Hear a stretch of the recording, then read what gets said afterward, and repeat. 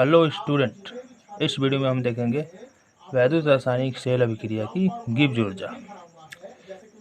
फिर उसके बाद साम्य स्थिरांक भी देखेंगे।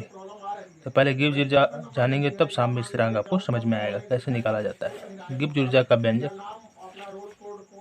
अब गिब्स ऊर्जा होता क्या है, तो सिंपल सा इसका अर्थ है, गिब्स ऊर्जा मतलब उस अभिक्रिया से उत्पन्न हुई ऊर्जा को ही गिब्स ऊर्जा बोला जाता है या मुक्त ऊर्जा बोला जाता है। कितना रिलीज हुआ। और देखिए यहाँ पे ये बिल्कुल फिजिक्स की तरह ही होगा वैद्युत रासायनिक सेल में। जैसे आप जानते हैं, तो इस तरह कर देता हूँ। हाँ, क्या आप फिजिक्स में जानते हैं कि विभव बराबर होता है W बटा में क्यों। विभव क्या है? विभवांतर। तो अनंत से किसी आवेश को किसी बिंदु तक लाने में किया गया कार्य, किसी आवेश को किसी बिंदु तक लाने में किया गया कार्य ही क्या कहलाता है? विभव। लेकिन यहाँ पे जो कार्य हो रहा है वो इलेक्ट्रॉन के जरिए हो रहा है, इलेक्ट्रिक कार्य हो रहा है, तो हम W ही लेंगे। और यहाँ पे WE कार्य किसके बराबर होगा?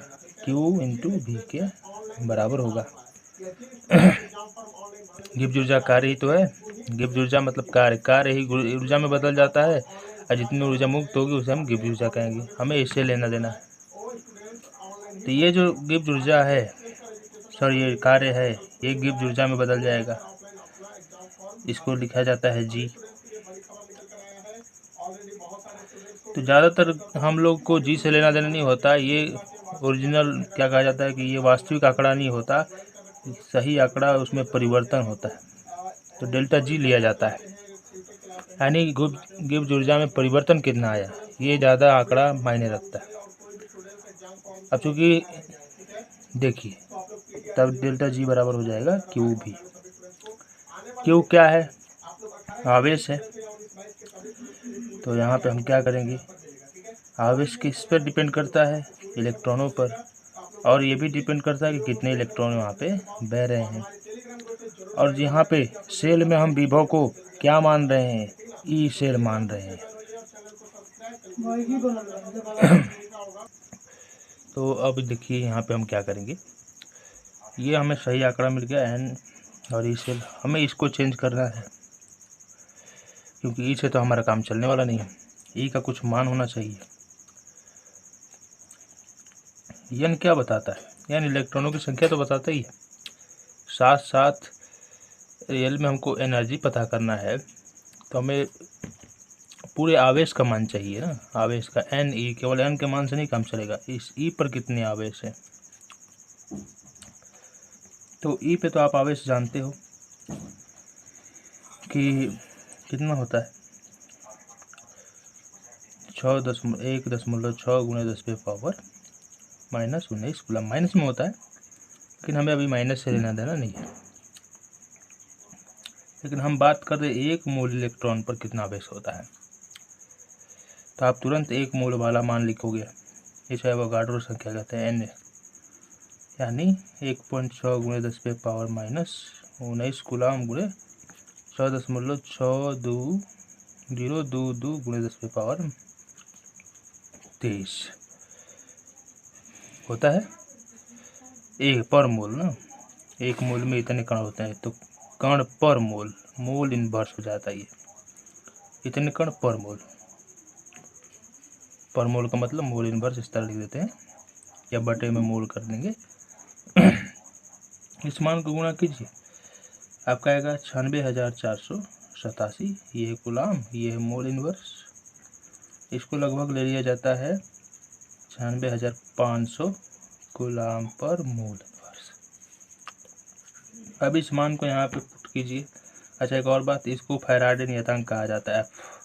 फैराडे नियतांक का ये मान है। तो हम अब जो है इस NE की जगह पे क्या लिख देंगे? F लिख देंगे। 96,500 यानी डेल्टा G बराबर हो जाएगा NF N गुणे 96,000। ई का मान हो जाएगा, यहाँ पे एक मोल छिपा है, एक मोल मान के यहाँ पे एक मोल इलेक्ट्रॉन का ही निकाला जाता है, ठीक। तो यहाँ पे हम F रख देंगे ई की जगह पे, आई इंटू ई सेल कर देंगे। अब ध्यान दीजिए, कभी भी एनर्जी रिलीज होती है तो पहले से ऊर्जा जो परिवर्तन आता है वो हमेशा माइनस में आता है। तो इस बात को मुझे शुरू में ही बोल देना चाहिए था, लेकिन मैं यहाँ पे बता रहा हूँ। कभी भी एनर्जी रिलीज होगी, ऊर्जा में से मान लीजिए पहले ऊर्जा था 10 जूल, रिलीज होके बाहर चली गई, 5 जूल निकल गई, तो अब बचा कितना, तो आप निकालोगे। पहले था 10, अब लास्ट में है 5, तो अंतिम माइनस प्रारंभिक करते हैं ना, परिवर्तन कैसे निकालता है, लास्ट वाला में से पहले वाले को घटाते हैं, तो आ जाएगा हमारा -5 जूल। परिवर्तन हम इसी तरह निकालते हैं, तो माइनस में आ रहा है ना, तो इसलिए एनर्जी, कभी भी एनर्जी रिलीज होगी तो जो डेल्टा जी होगा माइनस में होगा। रिलीज मतलब उत्सर्जन, तो जब भी उत्सर्जन का ऊर्जा का उत्सर्जन होता है तो चाहे डेल्टा एच हो चाहे डेल्टा जी हो, वो ऋणात्मक हो जाते हैं। लेकिन वही उल्टा जब अवशोषण होता है तो धनात्मक हो जाते हैं, कुछ नहीं होता है तो जीरो रहता है। आ रहा समझ में? तो अब क्या होगा, माइनस को इधर भेज देंगे तो डेल्टा जी बराबर -NF ई सेल हो जाएगा। ये हमारा फाइनल समीकरण मिलेगा। इन सारी बातों को मैं लिख देता हूँ और तब आपको समझा देता हूँ। तो अब हम लोग लिखेंगे क्या कि 1 सेकेंड में किया गया विद्युतीय कार्य WE कुल प्रवाहित आवेश Q और विद्युतीय विभव V के गुणनफल के बराबर होता है, यानी WE बराबर QV। कैसे होता है मैंने इसको आपको समझाया। फिर आगे हम लोग लिखेंगे यदि सेल से अधिकतम कार्य लेना हो तो आवेश का प्रवाह उत्क्रमणीय होगा। एक उत्क्रमणीय मतलब डिस्चार्ज चार्ज वाला खेल, यानी एक बार चार्ज खत्म हो गया फिर से चार्ज कर दें। चार्ज डिस्चार्ज हो सके उसी को कहा जा रहा है उत्क्रमणीय। तो सेल तभी हम ज़्यादा उसको यूज कर पाएंगे, ज़्यादा कार्य कर पाएंगे। जैसे मोबाइल का बैटरी है, इसलिए मोबाइल हम ज़्यादा दिन तक चला पाते हैं क्योंकि उसके मोबाइल के बैटरी को चार्ज कर लेते हैं, चार्ज डिस्चार्ज होते रहता है। वही घड़ी का सेल होता है, वो नहीं ज़्यादा चलता क्योंकि उससे ज़्यादा हम कार्य नहीं ले पाते हैं, क्योंकि वो ख़त्म हो जाते हैं, एक ही बार में चार्ज होता है, ख़त्म फिर। तो इसलिए हमें उत्क्रमणीय करना होगा आवेश का प्रवाह। तो सेल के द्वारा किया गया जो कार्य होगा उत्क्रमणीय कार्य, उसकी ऊर्जा में कमी के बराबर होगा। वो कार्य किसके बराबर होगा, गिब्स ऊर्जा में कमी। यानी चार्ज खत्म हो रहा है फिर डिस्चार्ज कर रहे हैं, यानी वो कैसे होता है मैंने आपको बताया अभी, उत्सर्जन होता है तो माइनस में। तो हम अब इसलिए W की जगह पे डेल्टा जी रख देंगे, तो क्या हो जाएगा, डेल्टा जी बराबर -QB। माइनस को इधर भेज दिए, माइनस को इधर। चलिए आगे क्या लिखेंगे। तो मैंने बोला कि चलो हमको डेल्टा जी मिल गया W की जगह पे, अब हमको Q हटाना है। तो उस प्रवाहित आवेश क्या होता है, Q बराबर NE होता है। फिर हमें N तो ठीक है, E हटाना है, तो कैसे हटाएंगे, तो 1 मोल इलेक्ट्रॉन पर आवेश होता है, N गुणे 1.6 गुणे 10⁻⁹ को हम ये माइनस नहीं ध्यान देंगे यहाँ पे, क्योंकि हमें केवल परिणाम चाहिए, माइनस से कोई लेना देना नहीं।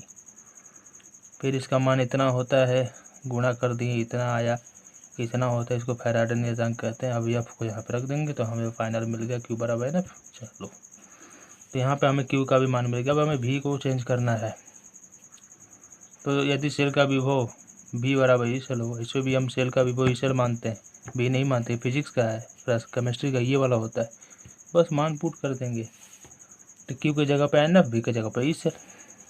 तो हमारा फाइनल मान डेल्टा जी बराबर गया -NF ई सेल। ठीक, अब जो हम लोग देखेंगे मानक स्थितियों पर देखेंगे कि क्या होता है। तो इकाई सांद्रता पे जानेंगे कि क्या होता है डेल्टा जी।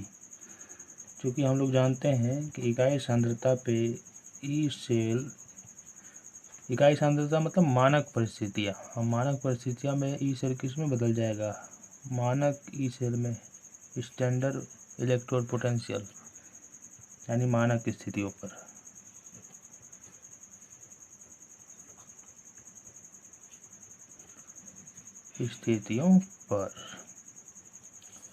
तो इसलिए अब ई सेल यहाँ पर रख देंगे, ई सेल यानी -NF E0 से रख देंगे। तो जब ये मानक है तो डेल्टा जी भी क्या हो जाएगा, मानक गिब्स ऊर्जा में बदल जाएगा। तो हमारा डेल्टा जी भी मानक गिब्स ऊर्जा में बदल जाएगा। तो यही था, एक था सामान्य गिब्स ऊर्जा, एक मानक गिब्स ऊर्जा। तो यही ज़्यादातर जनरली यूज होता है, ये भी यूज होगा लेकिन ये ज़्यादा यूज होगा। अब हम लोग नेर्नस्ट समीकरण से साम्य स्थिरांक की गणना देखेंगे, उसका व्यंजक कैसे प्राप्त किया जाता है, जो इसी के माध्यम से आएगा, इसलिए इसे ध्यान में रखें। तो उसे भी देख लेते हैं। तो अब हम लोग देखेंगे नेर्नस्ट समीकरण से साम्य स्थिरांक की गणना कैसे करते हैं। मैं यहाँ पे लिखता हूँ एक पॉइंट, क्या साम्यावस्था पर इस साम्य स्थिरांक की गणना करना है तो साम्यावस्था लेना पड़ेगा। साम्यावस्था पर, साम्यावस्था का मतलब क्या होता है, मान लीजिए ये रिएक्शन है ए बी सी डी, इसका ए मोल, इसका बी मोल, इसका सी मोल, इसका डी मोल, एन इलेक्ट्रॉन का स्थानांतरण। साम्यावस्था का मतलब कि अब जो है रिएक्शन एक बीच स्थिति में जाकर रुक गया है, ना ही अब उत्पाद अभिकारक उत्पाद में बदल रहा है, ना ही अभिक्रिया रिवर्स हो रही है। मतलब कुछ ऐसा है, इसको उत्क्रमणीय भी लिख सकते हैं इस तरह, मतलब कि ना ही अभिक्रिया इधर से इधर जा रही है, ना ही इधर से इधर आ रही है। उत्क्रमणीय स्थिति में भी ऐसा ही होता है। मतलब क्या है कि अगर आप, एक खेत है, उसका पानी आप दूसरे खेत में खोल दीजिए, बगल वाले खेत में, तो क्या होगा, इसका पानी सारा इसमें जाएगा जाएगा जाएगा जाएगा, जाते जाते जब ये पूरी तरह से भर जाएगा, इसका काम भर हो जाएगा, तो इसका भी खाली होने लगेगा। दोनों के बीच में देखिएगा एक स्थिति आएगी कि इसमें का पानी ना इधर आएगा ना इधर जाएगा, रुक जाएंगे दोनों।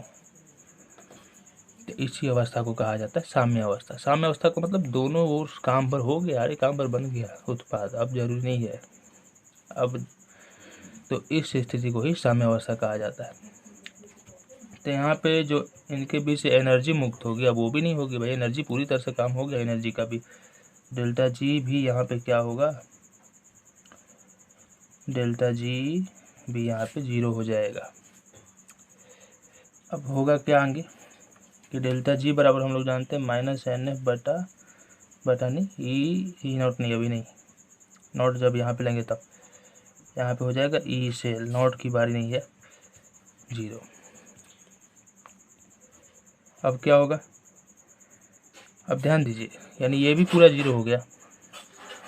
इलेक्ट्रॉनों की संख्या कभी 0 हो नहीं सकती, क्योंकि इलेक्ट्रॉन तो 1 2 3 में अस्तित्व रखता है, 0 में तो कभी होता नहीं। आवेश कभी 0 हो नहीं सकता इलेक्ट्रॉन पे, क्योंकि ये आवेश कभी, मतलब आवेश 0 हो ही नहीं सकता साम्य अवस्था पे। आवेश तो आवेश अपने स्थिति में रहेगा, आवेश संरक्षित रहता है, इलेक्ट्रॉन भी संरक्षित रहेंगे, लेकिन जो विभव है ये 0 हो जाएगा। तो इसलिए हमें ई सेल 0 मिलेगा। तब इसका कैसे क्या हुआ सर, कुछ नहीं हुआ, ये कभी 0 हो ही नहीं सकते।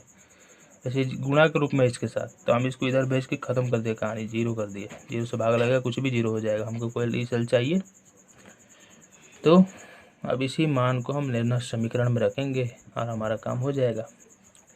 पहले इस बात को लिख देते हैं। तो यहाँ पे इस प्रकार मैंने लिख दिया। अब ई सेल का मान 0 है, हम यहाँ पे 0 रखेंगे और इसको उतार देंगे। अब देखिए ये हमने लिख दिया।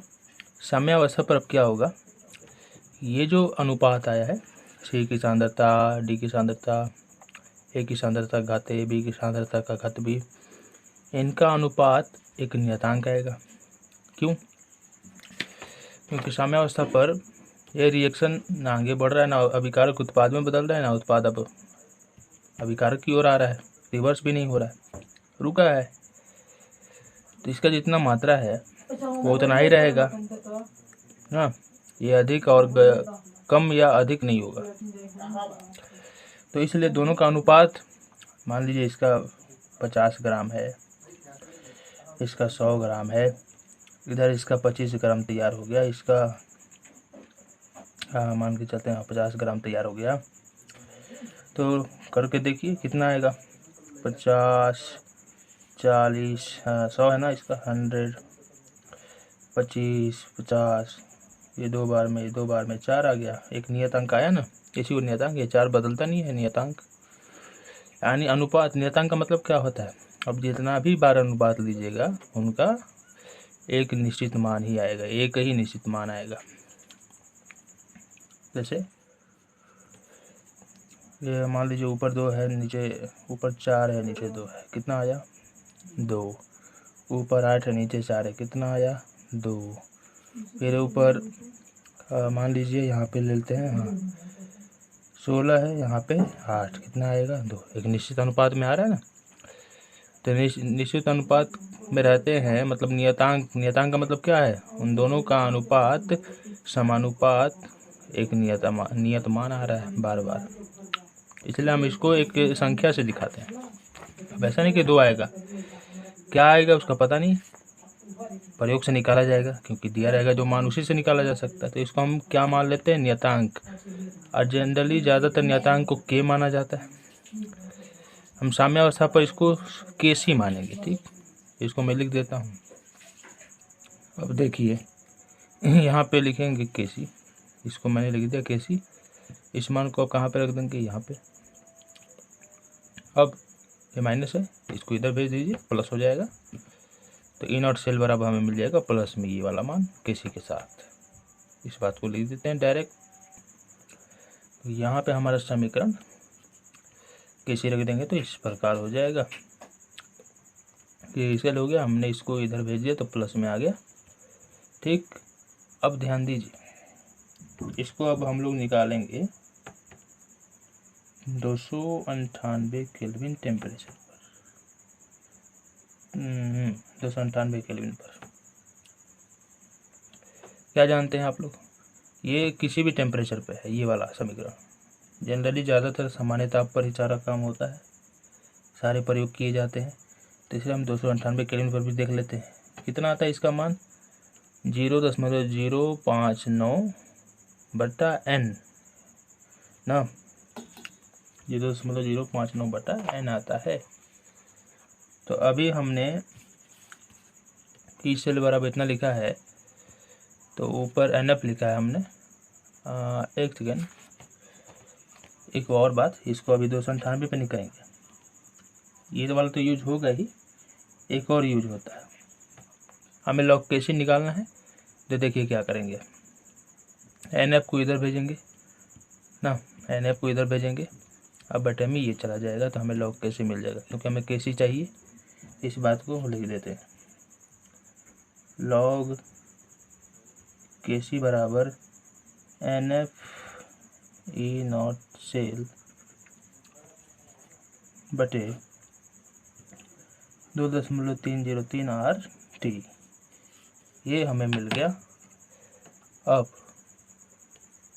लॉग केसी हमें मिल गया, इस मान को अगर हम 298 केल्विन पर निकालना चाहे, 298 केल्विन पर, तो ये वाला मान हो जाएगा 0.059 अब बटा n बचेगा केवल।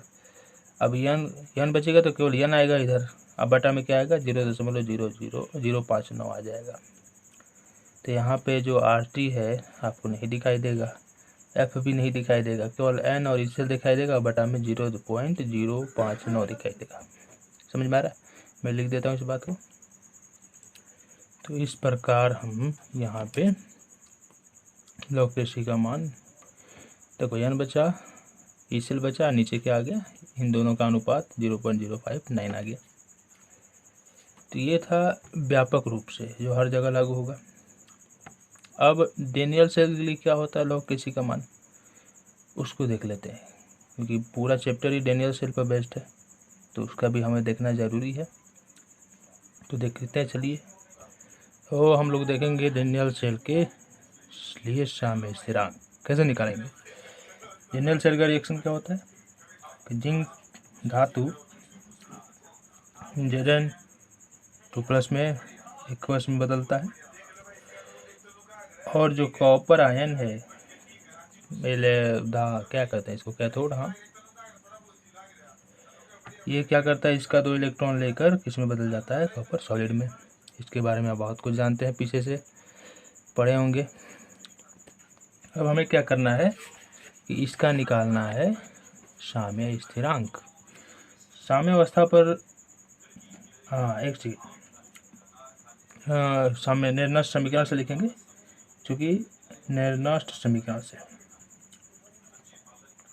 नॉस्ट इक्वेशन समीकरण से क्या होता है निर्नष्ट समीकरण, ई सेल बराबर ई नॉट सेल माइनस 2.303 RT बटा NF। तो चूंकि हम इसकी बात कर रहे हैं तो यहाँ पे 2 इलेक्ट्रॉनों का स्थानांतरण हुआ, तो हम यहाँ पे 2 लिख देंगे। लॉग 10 पे पावर 10 रहता है, नहीं बेस 10 रहता है। उत्पाद की सांद्रता बटा में अभिकारक की सांद्रता, भाई इनका एक हो जाता है क्योंकि ये सॉलिड है, तो हम केवल लेंगे Zn2+ बटा में Cu2+ की सांद्रता लेंगे। अब ध्यान दीजिए साम्य अवस्था पर क्या क्या होता है, क्योंकि साम्य अवस्था पर आप जानते हैं कि ई सेल क्या हो जाता है, अभी आप जाने 0 हो जाता है। और आपको याद होगा कि साम्य अवस्था पर ई नॉट, तो यहाँ पे ई नॉट सेल का मान कितना होगा, 1.1 वोल्ट। क्यों, क्योंकि डेंडल सेल के लिए आप शुरू में ही पढ़े होंगे कि उसका मानक जो सेल विभव होता है वो आता है 1.1 वोल्ट साम्य अवस्था पर। और साम्य अवस्था पर इनका नियतांक क्या हो जाएगा, और इनका अनुपात नियतांक हो जाएगा, यानी Zn2+ बाई Cu2+ का जो अनुपात होगा वो नियतांक आएगा, जिसको हम लोग Kc से लिख रहे हैं, Kc। इन सारे मान को यहाँ पे रख देते हैं, तो 0 यहाँ पे रखेंगे, यहाँ पे 1.1 वोल्ट रखेंगे, Kc को यहाँ पे रखेंगे। इसलिए हमें क्या मिलेगा, 0 बराबर 1.1 माइनस 2.303 RT बटा 2F log 10 Kc। अब क्या करेंगे, इसको इधर भेजेंगे तो प्लस हो जाएगा और 1.1 वोल्ट बचेगा। तो चलिए इसको इधर भेजते हैं, तो हमारा हो जाएगा 2.303 RT बटा 2F log Kc बराबर 1.1 वोल्ट। हमें log Kc निकालना है, तो सभी को इधर भेज देंगे और तो ये हमारा हो गया इतना पे। अब 298 केल्विन पर हम लोग देखेंगे, तो 298 केल्विन पर होता क्या है कि इसका मान 2.303 RT और F का मान रखते हैं तो आता है 0.059 बटे 2। इसलिए हमारा log Kc क्या हो जाएगा, 1.1 वोल्ट पहले से है, इसको उधर भेजिए 2, बट इसका मान जो आया 0.059 वो आ गया। इसको इससे भाग कीजिए, इसको इसमें गुणा कीजिए, भाग कीजिए, आएगा आपका 37.288। अब हमको निकालना लॉग Kc निकालना है, हमें लॉग से तो लेना देना है नहीं, इसको इधर भेज देंगे तो एंटी लॉग हो जाएगा। इसलिए Kc बराबर एंटी लॉग 37.288। एंटी लॉग कैसे निकालते हैं, तो एंटी लॉग लेने का मतलब है कि इसका 10 का घात बना दीजिए 37.288, 10 के ऊपर घात के रूप में लिखते हैं। अब देखिए यहाँ पे 10 पे पावर 37 तो सही है, इसका एंटी लॉग नहीं होता, लेकिन यहाँ पे जो 0.288 है इसका एंटी लॉग कुछ अलग ही होता है। इसका एंटी लॉग जैसे लॉग का मान आता है ना, लॉग का मान 0.3, log 0.3 का मान 2 होता है। उसी तरह अगर यहाँ पे ध्यान से देखें तो यहाँ से निकलेगा 0.3, 8 इधर हटाइए, ये 9 हो जाएगा, इसको हटाइए 3 हो जाएगा, तो 0.3, यानी हम इसको लिख सकते हैं 10⁻37 प्लस 0.3, है ना। चलिए पूरा लिख देता हूँ, 2 8 8। फिर आगे किसी बराबर 10⁻37 गुणे 10 हम 0.3 लिख सकते हैं, है ना। इसको इस तरह, ये प्लस है तो ये हटेगा तो 10 का आधार बन जाएगा। फिर log किसी बराबर हो जाएगा 10⁻37 और 0.3, log 0.3 का मान कितना होता है 2, वही 2 यहाँ पे आ जाएगा गुणे 2, यानी log 2 का मान कितना होता है 0.3010। उल्टा है, देखिए एंटी लॉग क्या है, log का उल्टा है। कैसे, तो मैं समझा रहा हूँ। log 2 का मान होता है 0.3010। हमें लगभग इतना मैच कर रहा है, इसी से एंटी लॉग निकालेंगे तो 2 बराबर हो जाएगा एंटी लॉग 0.3010, यानी 10⁻0.3010 तो किसके बराबर होगा 2 के बराबर होगा। तो इसका मान किसके बराबर होगा 2 के, तो वही काम हमने किया, यहाँ पे 2 लिख दिया डायरेक्ट इसका। इसलिए हमें केसी बराबर कितना मिल जाएगा 2 गुणे 10⁻37, इसका मान नहीं चेंज होगा, ये वैसे ही रहेगा। तो ये हमारा फाइनल मिल गया। अब हम लोग डेल्टा जी नॉट और साम्य स्थिरांक के बीच यानी केसी में संबंध देखेंगे। तो देखिए क्या करना है इसमें। आप लोग जानते हैं कि चूँकि ई नॉट सेल बराबर हमने अभी देखा 2.303 RT बटा NF log KC गिब्स ऊर्जा में, नहीं साम्य स्थिरांक में हमने देखा ये वाला ना। अब NF को आप इधर भेजिए तो हमारा हो जाएगा या NF ई नॉट सेल बराबर 2.303 RT log KC। अब आप इधर इसको ध्यान से देखें तो चूँकि होता क्या है, डेल्टा जी नॉट बराबर होता है -NF ई नॉट सेल होता है।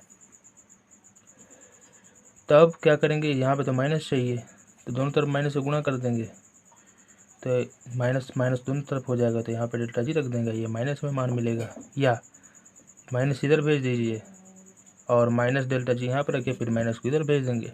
दोनों तरीका से हो सकता है, हम डायरेक्ट लिख देते हैं, इसलिए डेल्टा जी नॉट बराबर -2.303 RT log KC।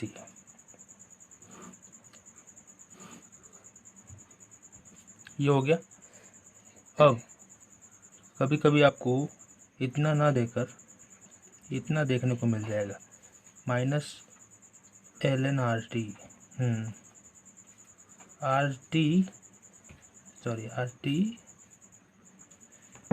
ln KC, यानी 2.303 log के बदले में आपको ln मिलेगा।